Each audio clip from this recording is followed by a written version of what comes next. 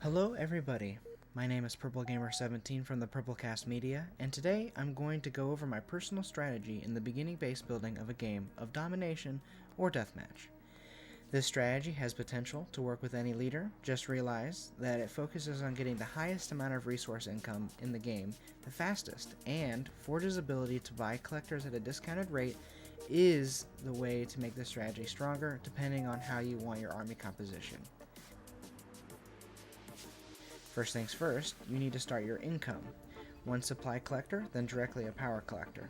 The placement of these do not matter, just realize that you will have 4 supply collectors and 1 power collector to start. Then, you must send your troops out to collect the supplies laying on the map. In Domination, you have 4 squads of grunts or 3 squads of marines. In Deathmatch, you will have 2 grunts or 2 marines. With the starting power they give you, upgrade your finished supply collector.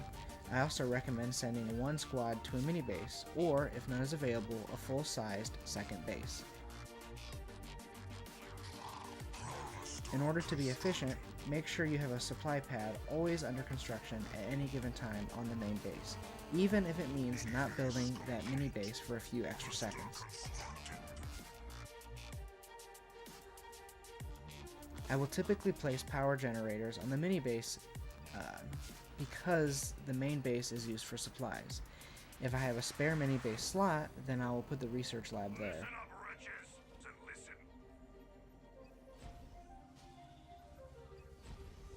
Upgrade complete. Once your starting units have scavenged the resources on the field, they can work on taking the power reactors located on the map.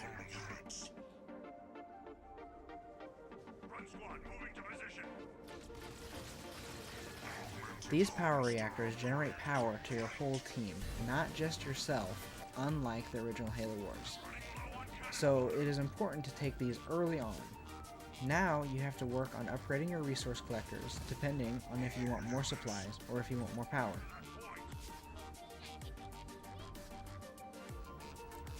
You should have an abundant amount of supplies at this point, and need to work on a small army. This force should be made up of grunts/marines and their vehicle counterparts. I do this in a ratio of 2 to 1. This force should be used to contest power locations or objectives.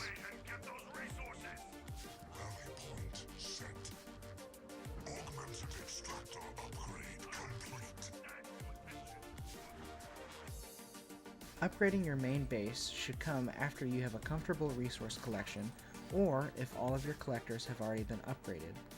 Working on your base should be done in conjunction with taking power stations and objectives. A negative to this strategy, though, is that it does not leave you much time to scout out your enemy. Thus, when your base is done upgrading, I recommend building both a vehicle depot and an air pad to effectively counter what comes your way.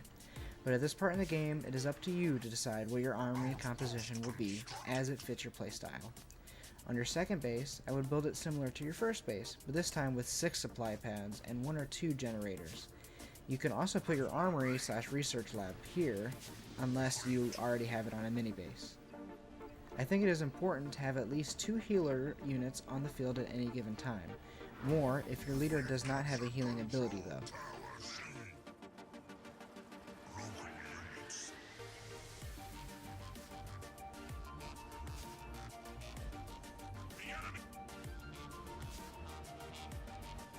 Furthermore, in my playstyle, I use at least 2 artillery type units, so for when I play Banished, I will upgrade my base again quickly in order to get the blister back. But for the UNSC, you can get the Kodiak without upgrading your base for the final time. I also think that upgrading your max population size is one of the more important upgrades, as it allows you to have more units on the field at any given moment.